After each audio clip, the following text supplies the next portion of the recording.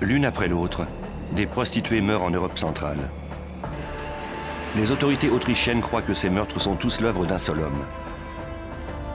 Ils n'ont malheureusement pas beaucoup d'expérience en matière de tueurs en série. Ils demandent l'aide d'un expert du FBI pour dresser le profil psychologique du meurtrier. Ce dernier découvre que le même tueur a déjà fait des ravages aux États-Unis. Le nombre de ses victimes ne cessera d'augmenter que lorsque le FBI l'aura arrêté.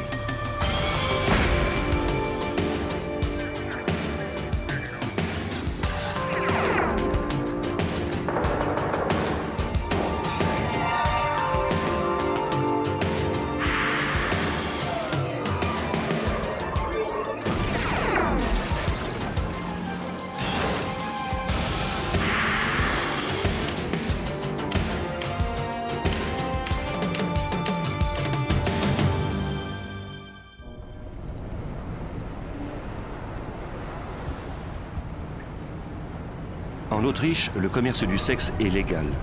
Les prostituées circulent dans les rues et offrent leurs services aux hommes prêts à payer.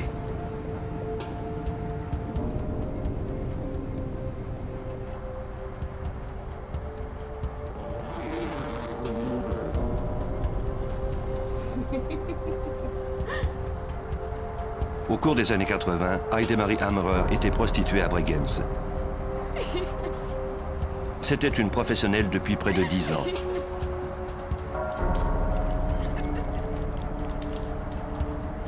Elle avait l'habitude des demandes particulières.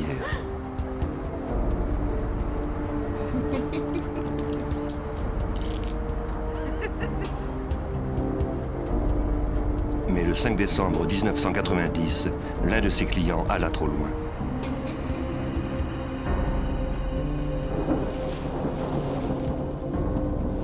Le meurtrier s'empressa de rhabiller sa victime, puis il traîna son corps dans une forêt isolée à 15 km de la ville où il l'abandonna.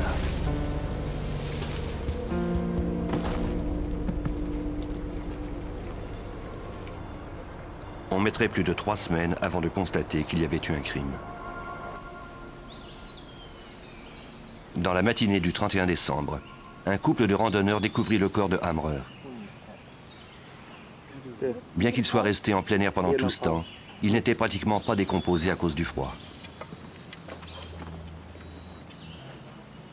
Les autorités autrichiennes déterminèrent que Hammerer avait été étranglé avec ses propres bas nylons. Elle avait sans doute été ligotée car il y avait des marques sur ses poignets. Lors de l'autopsie, on ne découvrit aucun fluide séminal sur son corps. On trouva cependant des fibres qui ne provenaient pas de ses vêtements. Elle n'était que la première victime du tueur. Au cours des mois qui suivirent, 3 autres prostituées de différentes régions d'Autriche connurent le même sort qu'elle. Brunhilde Masser fut retrouvée dans le lit d'un cours d'eau près de Graz. Le corps d'Elfriede Schremp, également de Graz, se trouvait dans une forêt avoisinante. Près de Vienne, Sylvia Zagler fut retrouvée dans un bosquet. Ces femmes avaient toutes été retrouvées le corps contusionné. Elles avaient été étranglées à l'aide de leurs bas nylons et laissées partiellement nues. Elles gisaient face contre terre dans des terrains boisés. La population autrichienne était en état de choc. Le 4 avril 1991, les autorités réunirent les enquêteurs les plus expérimentés pour tenter de résoudre ces meurtres. Les ressemblances entre les cas laissaient croire qu'une seule personne était responsable.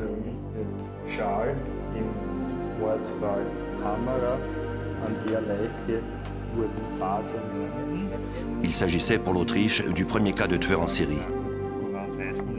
Les policiers n'avaient aucune expérience avec ce type de criminel. Ernst Geiger, l'un des détectives les plus réputés du pays, fut assigné à la coordination de la chasse à l'homme.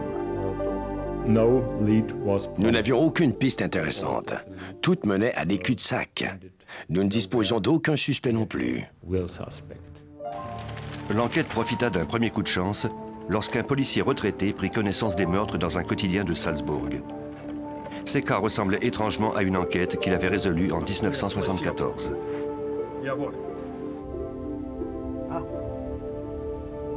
Le détective Geiger reçut un appel téléphonique de cet ex-policier.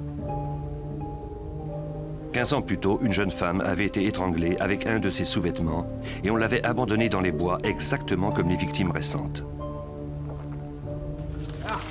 Le meurtrier avait été arrêté et condamné, mais on l'avait remis en liberté conditionnelle depuis peu. Le détective Geiger prit en note le nom de l'ex-détenu, Johann Jack Unterweger.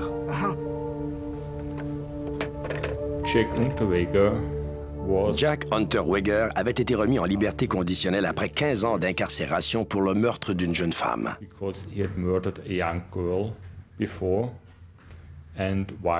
Au cours de son séjour en prison, il était devenu un écrivain de renom.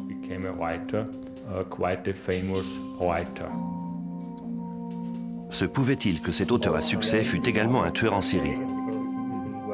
Geiger et son équipe examinèrent les antécédents de ce journaliste.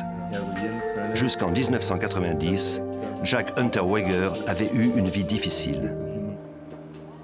Il était né en Allemagne d'une mère prostituée qui l'avait abandonné en bas âge. Il avait été victime d'abus sexuels, négligé, vivant d'un foyer à l'autre. À l'adolescence, Jack commença à exprimer la rage qu'il ressentait suite à son enfance tragique. À 25 ans, cette violence lui coûta une peine d'emprisonnement à vie.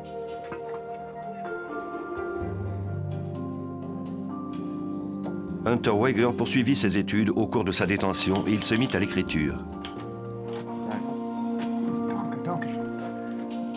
Il publia des lettres, des pièces de théâtre, des nouvelles ainsi que son autobiographie.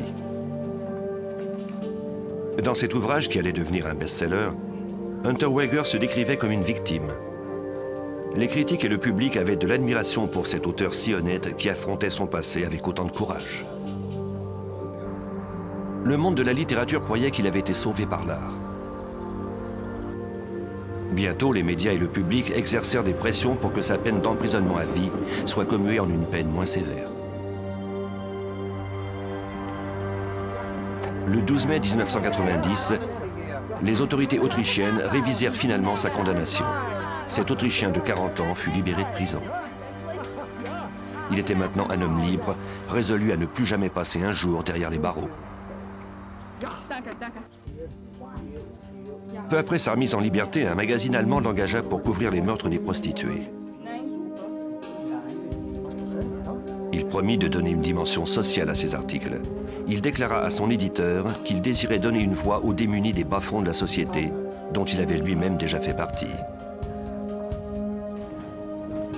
En juillet 1991, 2 autres prostituées furent trouvées étranglées. Le psychologue Tom Mueller, du service des enquêtes criminelles de l'Autriche, se joignit à l'escouade spéciale. Quand nous avons commencé l'enquête entourant Jack Unterweger, la situation était assez délicate parce que tous ses amis œuvraient dans le monde des médias et ils ne pouvaient concevoir qu'il soit un criminel. Même au sein de la police, seule une poignée d'enquêteurs croyaient que ce journaliste célèbre était peut-être un suspect. En examinant des reçus et des relevés de voyage, Geiger et Mueller constatèrent cependant que Unterweger s'était trouvé dans chacune des villes où les meurtres avaient eu lieu. Cela pouvait cependant s'expliquer du fait qu'il était journaliste et qu'il couvrait la nouvelle. Pourtant, comment expliquer qu'il s'y trouvait toujours avant que les meurtres aient lieu? Unterweger était allé à Prague en septembre 1990. Juste avant le meurtre de Blanka Bokava, une Tchécoslovaque étranglée avec un bas nylon. Elle était la première victime de cette série qui s'élevait maintenant à 7.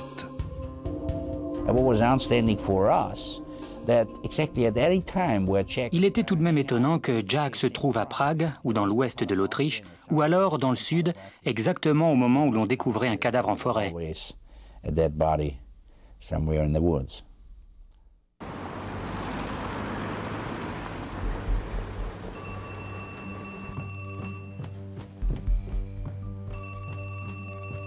En Autriche, une autre femme, Regina Prem, avait été portée disparue quelques mois plus tôt.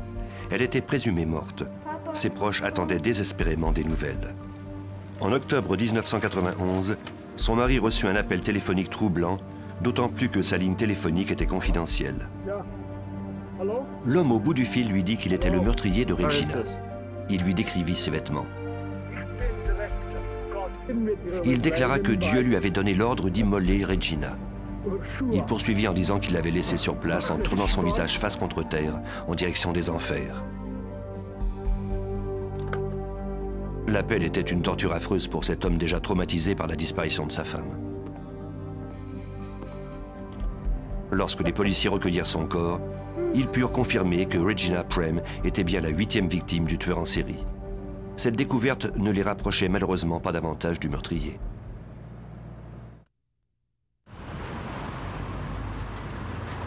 Vienne, le 22 octobre 1991. Les autorités autrichiennes interrogèrent Unterweger pour la première fois. Ils n'avaient aucune preuve de sa culpabilité, mais ils espéraient obtenir ses aveux.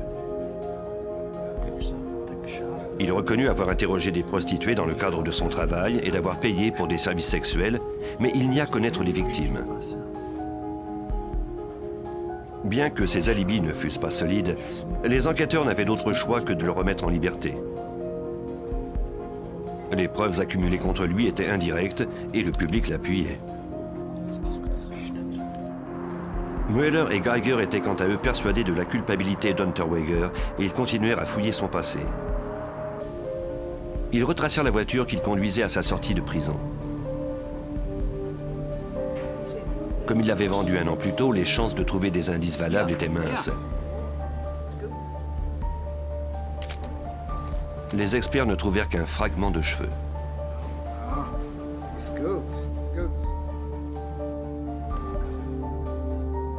Même si cela serait peut-être inutile, ils envoyèrent le fragment au laboratoire de l'université de Berne pour analyse. Par bonheur, il restait assez de racines du cheveu pour en extraire l'ADN. On compara ensuite ce code génétique à celui des victimes. L'ADN de l'échantillon correspondait à la première victime de Prague, Blanka Bokava, tuée en septembre 1990. Les enquêteurs avaient enfin un indice solide. Mais cela ne prouvait qu'une chose, que la victime s'était déjà trouvée à bord de la voiture au moment où elle appartenait à Jack. Les experts devaient trouver des preuves plus incriminantes. De retour au poste de police, Geiger questionna des prostituées autrichiennes. Elles reconnurent qu'Unterweger était un client régulier et qu'il exigeait d'elle qu'elle soit menottée au cours de la relation. De façon plus significative, l'une d'entre elles se rappelait l'avoir aperçu s'approcher de l'une de ses amies, Heidemarie Hammerer, la première victime découverte à Bregenz. Elle déclara qu'il portait une veste de cuir brun au cours de cette soirée. Sur la base de cette identification et du cheveu trouvé dans la voiture d'Unterweger, Geiger put obtenir le mandat de perquisition de son appartement. Jack, Unterweger? Polizei!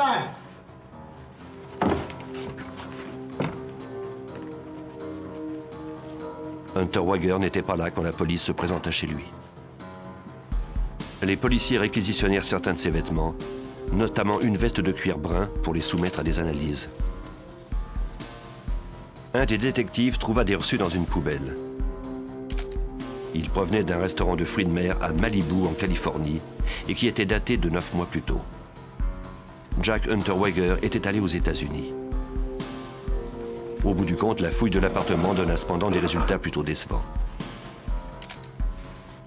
Rien ne prouvait formellement l'implication d'Unterweger dans les meurtres.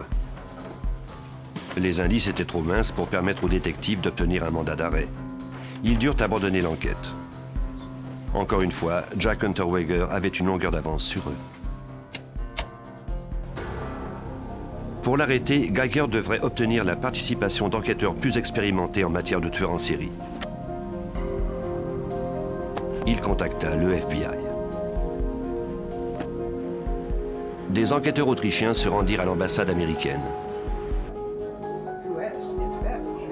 Ils y rencontrèrent l'attaché Julian Slisko, un agent du FBI qui travaillait à partir de Vienne. Slisko entra en contact avec le service des sciences comportementales du FBI à Quantico, en Virginie. L'agent Greg McGrary prit son appel. McGrary est maintenant à la retraite. Il a cependant passé les 10 dernières années de sa carrière à mettre sur pied le service des sciences comportementales du FBI. Les Autrichiens nous ont contactés dans l'espoir de profiter de notre expérience relativement aux enquêtes de meurtre en série. C'était leur première enquête sur un tel cas. McGreary accepta de venir en aide aux Autrichiens. Il les aiderait d'abord à établir si un seul individu était responsable de tous ces meurtres. Geiger révéla à Slisko qu'Hunter Wager était allé à Los Angeles l'été précédent. Cette dernière envoyait un telex en Californie pour en informer les autorités locales.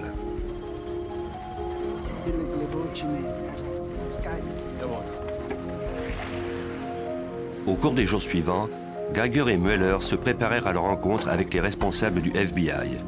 Ils prirent soin de prendre les rapports des scènes de crime, les rapports d'autopsie et les photos. Un détective de Californie, Ted Miller, se mit en contact avec eux. Son collègue Jim Harper et lui avaient travaillé pendant plusieurs mois sur une série de meurtres non résolus. Ces homicides étaient semblables aux meurtres commis en Europe et pour lesquels on soupçonnait Jack Hunter Wager. Cela a tout de suite mis le feu aux poudres. C'était incroyable. Nous avions travaillé 8 mois sur cette enquête. Nous n'avions aucun suspect en vue. La série de meurtres s'était arrêtée. Et puis, tout à coup, l'enquête a eu ce nouvel élan.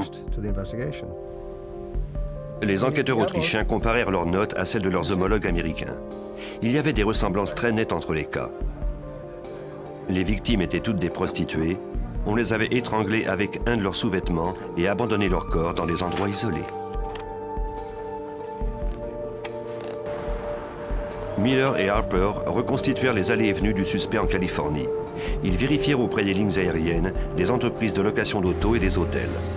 À partir des données obtenues, ils purent établir l'état des déplacements d'Hunter Wager. Il est venu à Los Angeles en vacances au mois de juin 1991. Il est arrivé vers le 2 ou le 3 juin et est reparti le 17 juillet. Au cours de son séjour, Hunter Wager avait même visité le quartier général de la police de Los Angeles. Il était entré dans le bureau des relations publiques et avait présenté sa carte de journaliste. Il désirait participer à un programme spécial mis sur pied par la police. Ce programme permet aux civils d'accompagner les policiers lors de leur patrouille. Comme les papiers de Jack étaient tous valides, sa requête fut acceptée.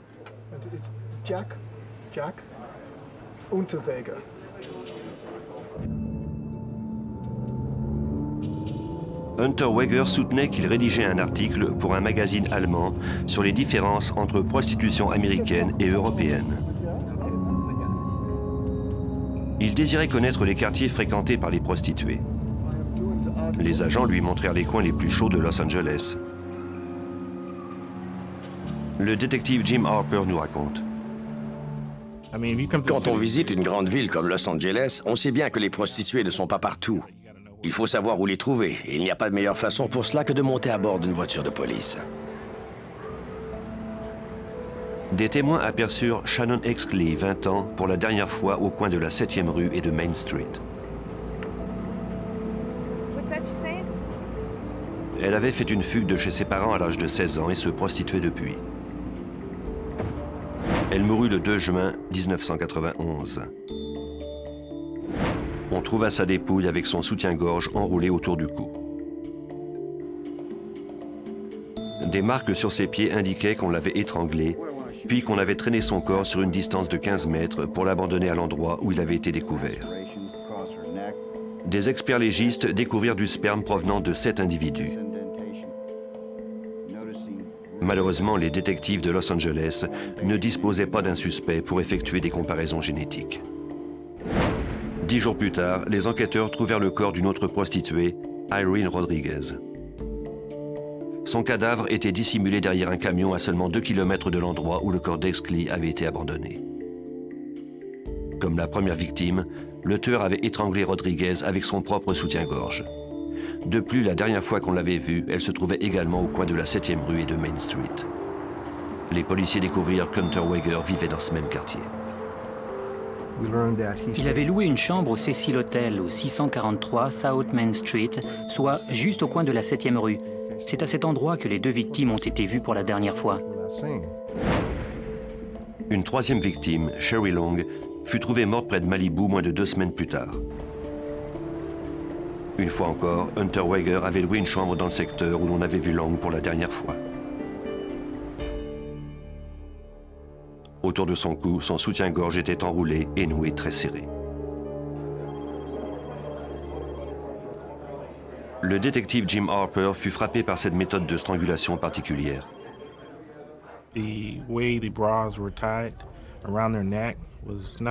Je n'avais jamais rien vu de tel.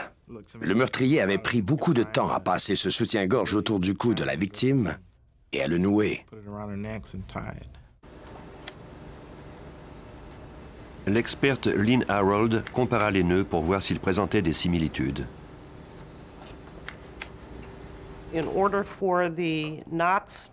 Pour faire les nœuds, le meurtrier devait défaire le soutien-gorge d'une façon particulière.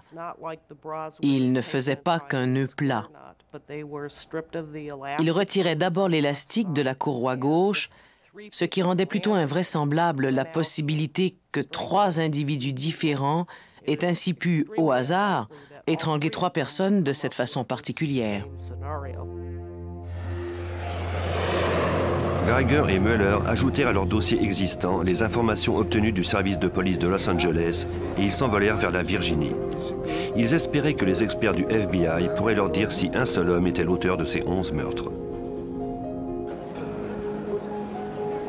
De l'autre côté de l'Atlantique, en Autriche, Jack Unterweger était toujours une personnalité bien en vue. Les articles de ce journaliste vedette étaient publiés régulièrement et il faisait de nombreuses apparitions à la télévision pour parler des meurtres. Il déclara en ondes que la police autrichienne était constituée d'incapables et qu'on se servait de lui comme d'un bouc émissaire. Unterweger clamait à qui voulait l'entendre que les autorités étaient résolues à le remettre derrière les barreaux, quitte à inventer une preuve si nécessaire pour lui attribuer la responsabilité de ces crimes sordides. Le journaliste était populaire auprès du public en général et aussi dans les boîtes de nuit qu'il fréquentait. Ses nombreuses admiratrices lui trouvaient un certain charme. Il se moquait des policiers qui n'avaient aucune preuve contre lui et qui, par conséquent, ne pourraient jamais réussir à lui faire reprendre le chemin de la prison.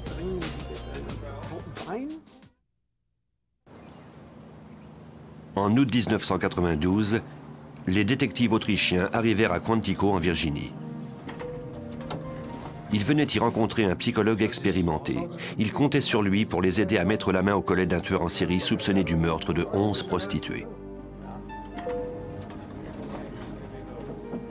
Les 2 détectives autrichiens avaient emporté avec eux 12 boîtes de documents. L'agent spécial Greg McGrary refusa de prendre connaissance des détails concernant le suspect principal, Jack Unterweger. Il voulait éviter de se faire une idée préconçue qui viendrait biaiser son analyse. McGrary désirait plutôt centrer son attention sur les victimes. Je voulais examiner les dossiers de tous les homicides. La description des victimes, leurs antécédents, leur histoire, la méthode utilisée pour les tuer, les rapports d'autopsie, les photos des scènes de crime. Bref, tout ce qui était disponible du point de vue de l'investigation. Je ne voulais pas qu'on me donne d'informations à propos du suspect. Nous devions nous faire une idée objective de ces cas pour déterminer s'ils étaient reliés entre eux et quel était le type de criminel impliqué dans ces meurtres.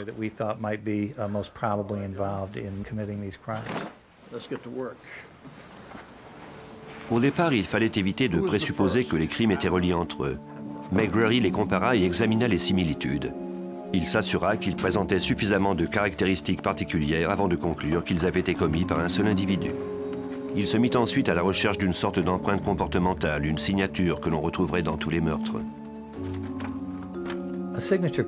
Pour trouver la signature d'un meurtre, on commence par en évaluer les aspects comportementaux. Parfois, c'est un événement unique, mais le plus souvent, on retrouve la même série de comportements d'un crime à un autre. C'est en nous basant sur les agissements du criminel qu'on peut ensuite dresser des liens entre les cas.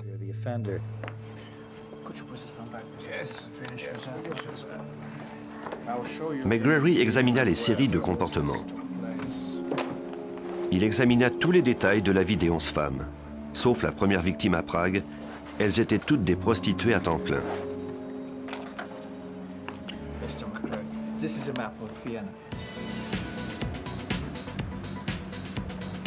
Une amie de Blanca Bocava l'avait vue pour la dernière fois le 14 septembre 1990, au moment où elle quittait un bar de Prague.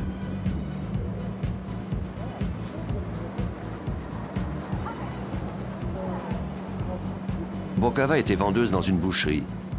Il lui arrivait cependant à l'occasion d'avoir des relations sexuelles contre de l'argent. Son corps avait été abandonné au bord de la rivière Vladva dans un boisé près de chez elle. Le meurtrier l'avait étranglée à l'aide de ses bas nylons. Il l'avait laissée nue et caché son corps sous des branchailles. Il avait jeté ses vêtements et ses papiers d'identité dans la rivière. Heidemarie Hamrer, la première victime trouvée par les autorités autrichiennes, se prostituait officiellement depuis 10 ans. À ses débuts, elle avait eu des clients violents. Elle était devenue plus prudente ensuite. On l'avait vue pour la dernière fois le 5 décembre 1990, à côté de l'entrée d'un stationnement intérieur.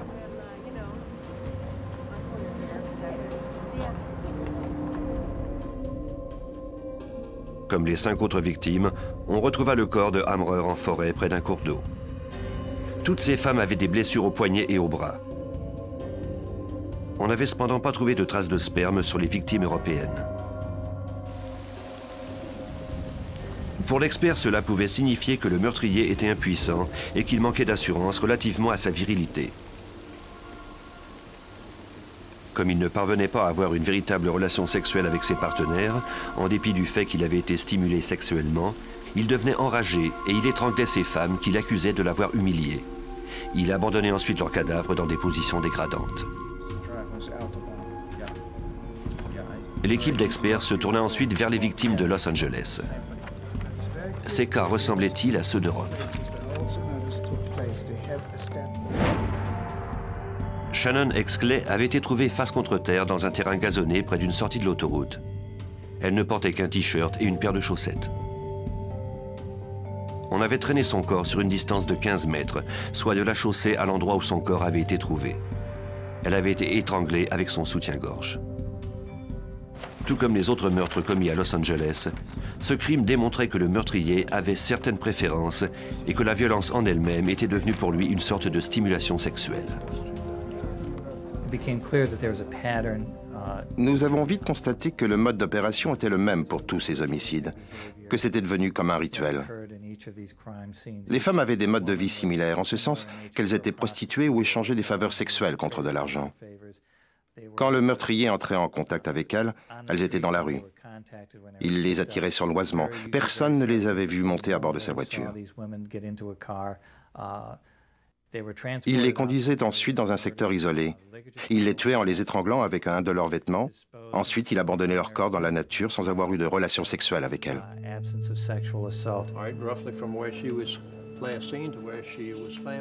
Une semaine de travail suffit à McGrary pour qu'il soit convaincu qu'un seul individu avait commis ces meurtres. L'agent du FBI et les détectives autrichiens passèrent la semaine suivante à dresser le portrait de l'assaillant. Il se déplaçait facilement. C'était un homme d'âge mûr, intelligent, sophistiqué et méthodique.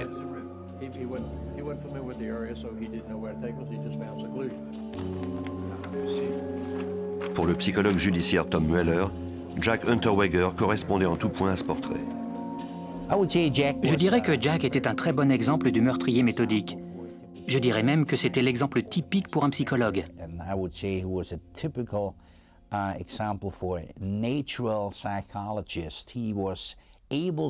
Il comprenait les besoins des autres. Il pouvait facilement s'approcher des gens, les écouter et ensuite les manipuler. Mais comment un même individu avait-il pu commettre des meurtres sur 2 continents? Il y avait des victimes en Tchécoslovaquie, en Autriche et aux États-Unis. Sauf exception, les tueurs en série restent généralement dans la même région et ils choisissent leurs victimes dans une zone qui leur est familière. Un détail permettait toutefois de croire que le meurtrier s'était peut-être déplacé. Le psychologue compara les dates des allées et venues d'Unterweger à la chronologie des meurtres. J'ai superposé les dates des déplacements de Jack Unterweger à celles des meurtres. et j'ai constaté que tout correspondait parfaitement. Ça a été un moment très satisfaisant. Je disposais d'un suspect dont les allées et venues correspondaient parfaitement avec chacun des homicides, et qui en plus avait déjà commis un premier meurtre pour lequel il avait été condamné, et qui ressemblait étrangement à ces homicides-ci. On pouvait prouver sa présence dans un lieu chaque fois qu'un crime avait été commis. Jack Unterweger était soit l'homme le plus malchanceux du monde de s'être ainsi trouvé à ces endroits, soit le meilleur suspect possible. En Autriche, Unterweger continuait de profiter de sa notoriété et de sa liberté. De nombreuses femmes le trouvaient attirant, en dépit du fait que cet ex-prisonnier était soupçonné de meurtre. Cette fascination du public intriguait le détective Fred Miller. Jack Unterweger pouvait à la fois avoir une relation normale avec une femme et être un monstre de cruauté capable de tuer d'autres femmes.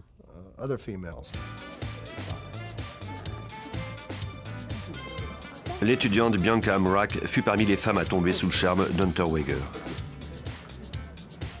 Cette jeune serveuse de 18 ans travaillait au bar qu'il fréquentait. Elle fut flattée de l'attention que lui portait le célèbre écrivain. Il lui confia qu'il était là de toute cette publicité en Autriche et qu'il songeait quitter le pays, peut-être pour s'installer en Suisse. Elle accepta de le suivre, peu importe où il irait. Pendant ce temps, les techniciens du laboratoire terminèrent l'analyse des fibres des vêtements confisqués dans l'appartement d'Unterweger quelques semaines plus tôt. Ils obtinrent des résultats positifs.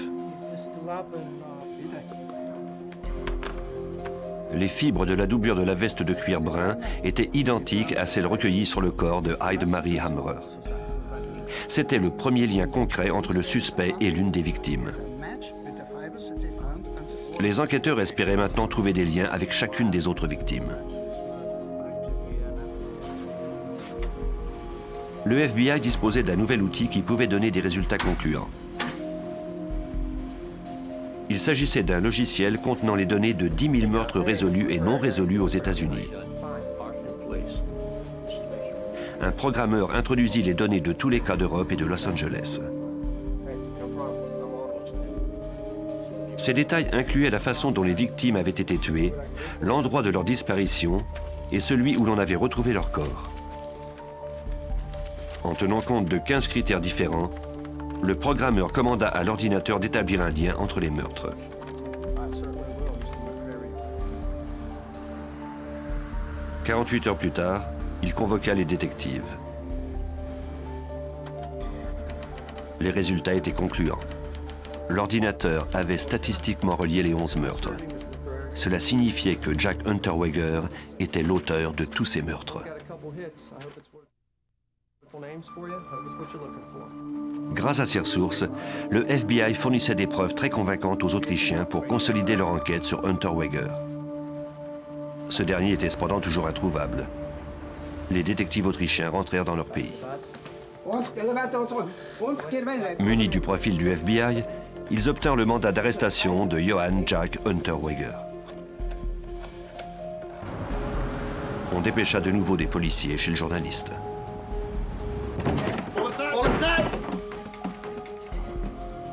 Jack avait laissé son appartement. Geiger téléphona à son bureau et il ordonna à l'équipe en fonction de faire surveiller toutes les voies de sortie d'Autriche.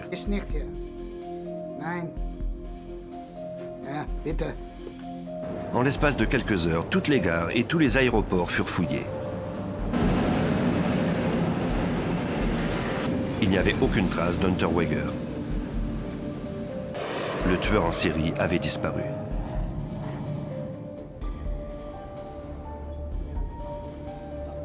Il était parti avec la jeune Bianca Amrak. Les autorités autrichiennes ne pouvaient plus l'atteindre. Jack Unterweger est un bon exemple d'un psychopathe intelligent. Il est devenu un auteur à succès de romans et de pièces de théâtre. Mais les psychopathes sont très manipulateurs. Ils sont extrêmement habiles pour berner les autres.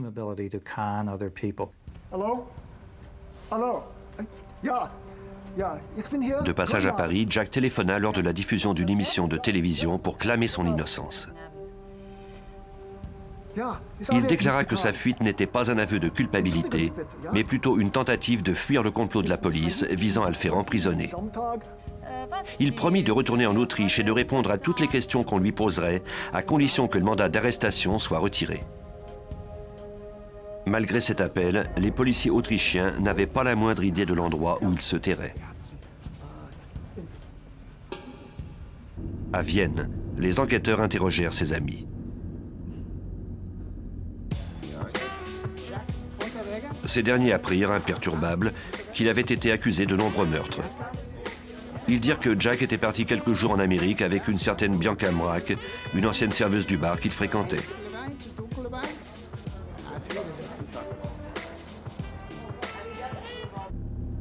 Bianca vivait, semble-t-il, avec sa mère. Geiger rendit donc visite à Madame Mrak. Elle reconnut qu'elle avait parlé au couple de fugitifs et qu'elle leur avait envoyé de l'argent sous forme de transfert bancaire. Il se trouvait à New York et s'apprêtait à se rendre en Floride. Geiger demanda à Madame Mrak de l'appeler dès qu'elle parlerait à sa fille. Elle accepta. Quelques jours plus tard, elle reçut un appel de sa fille à Miami. Ils avaient encore besoin d'argent. Madame Mrak informa immédiatement la police autrichienne.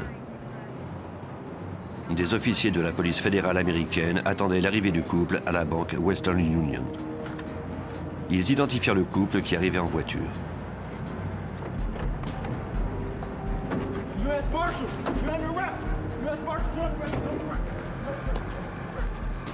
Hunter Weger fut arrêté rapidement.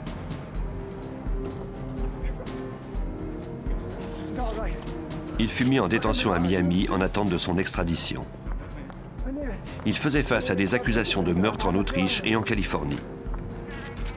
Le détective Fred Miller de Los Angeles s'entretint de l'affaire avec ses homologues autrichiens. Après l'arrestation de Jack à Miami, nous étions en contact quotidien avec les autorités autrichiennes. Nous tentions de réunir les informations dont ils disposaient et les nôtres relatives au meurtre de Californie. Des membres de la police autrichienne sont venus à quelques reprises à Los Angeles. Ils nous ont fourni le matériel dont nous avions besoin, photos des scènes de crime et informations à propos des victimes et de Jack. Les autorités autrichiennes désiraient faire comparaître Hunter Weger pour les 11 meurtres. Mais ils savaient que cela risquait d'être difficile. Pour le public autrichien, Jack était une célébrité. Il fallait changer cette image et démontrer qu'en réalité, le suspect était un homme cruel et sombre.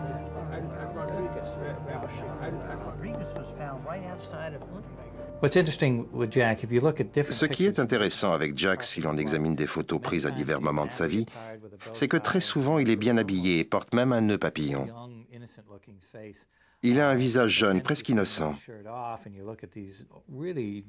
Mais si on le voit sans sa chemise, et qu'on regarde ses tatouages diaboliques qui sont typiques de la plupart des prisonniers violents, on perçoit la dichotomie entre l'apparence extérieure de Jack et sa psychopathologie secrète.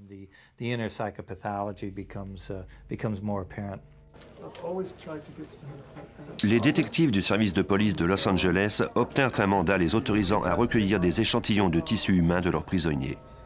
À Miami, une technicienne fit une prise de sang à Hunter Weger. Elle prit aussi un échantillon de ses cheveux et de sa salive en vue de trouver son code génétique. Ces échantillons furent ensuite envoyés à Los Angeles pour analyse. L'ADN du suspect était identique au sperme trouvé sur Shannon Exley.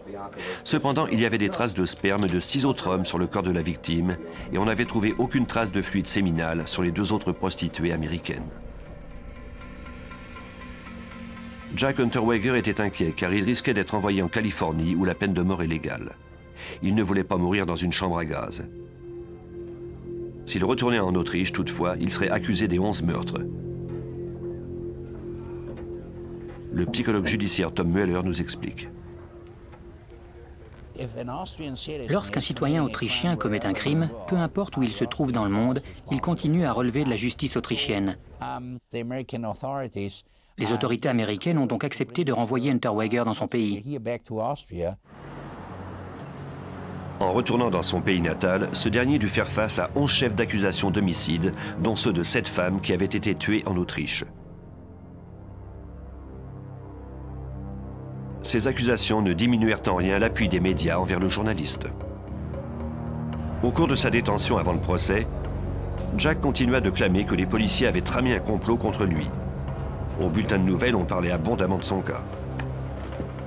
C'est dans cette atmosphère survoltée que les procureurs d'Autriche se préparèrent au procès. Pour gagner cette cause, ils devaient disposer d'un dossier à toute épreuve. Le détective Jim Harper de Los Angeles se rendit à Vienne pour témoigner au procès. Le seul procès auquel on peut le comparer est celui d'O.J. Simpson à Los Angeles. C'était très médiatisé. On en parlait dans tous les journaux. Cela faisait la manchette. Quand nous sommes arrivés à Vienne pour témoigner, nous avons remarqué que nous faisions nous-mêmes la une des journaux. Le procès fut présidé par 3 juges. La poursuite disposait de peu d'indices. On comptait principalement sur le profil comportemental dressé par l'expert McGrary.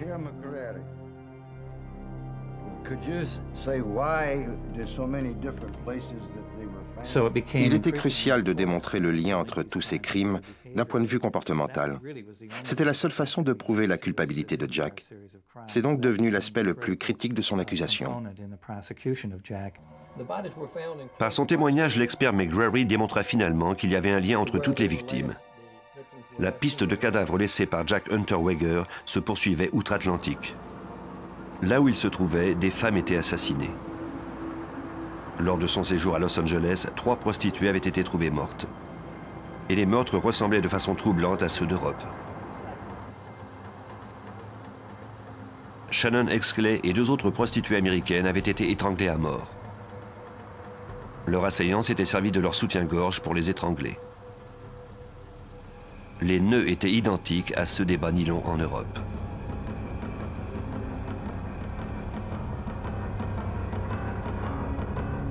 Pour McGrary, la probabilité que 2 individus différents aient commis ces meurtres était négligeable. Quelles étaient les chances qu'un autre meurtrier choisisse non seulement d'étrangler ses victimes avec un de ses sous-vêtements, mais qu'il fasse exactement les nœuds de la même façon? Il est très peu probable que 2 criminels puissent commettre des crimes aussi ressemblants. L'avocat de l'accusé plaida qu'il y avait bien une différence puisque les victimes de Los Angeles avaient été étranglées à l'aide de leur soutien-gorge et celles d'Europe avec leur bas nylon. McGrary répondit alors que les prostituées européennes ne portent habituellement pas de soutien-gorge.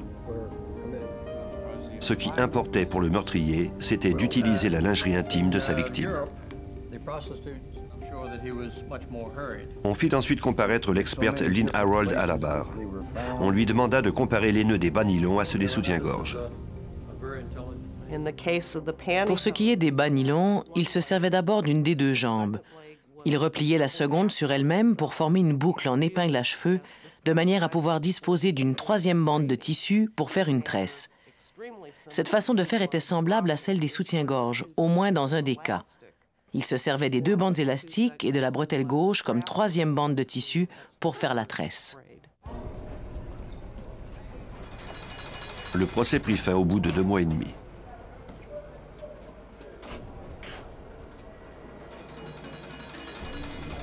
Le 28 juin 1994, le jury de Graz trouva Johann Jack Unterweger coupable de 9 des 11 meurtres. Les 2 autres victimes étaient dans un état de décomposition trop avancé pour qu'on puisse s'en servir comme élément de preuve.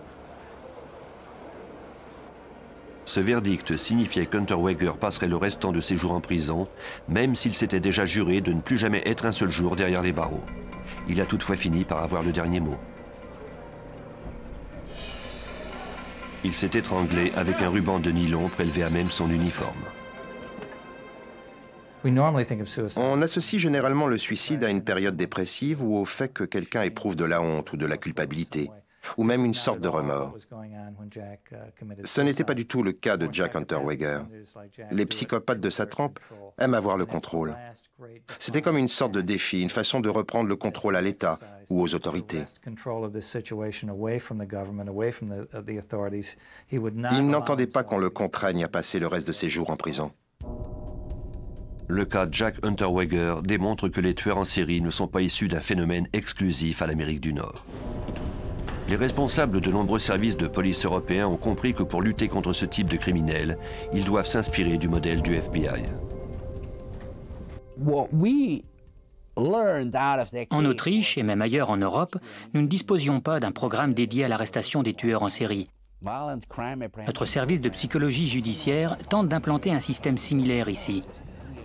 Nous pourrons ensuite comparer tous les crimes sexuels et les cas d'homicide de cette nature.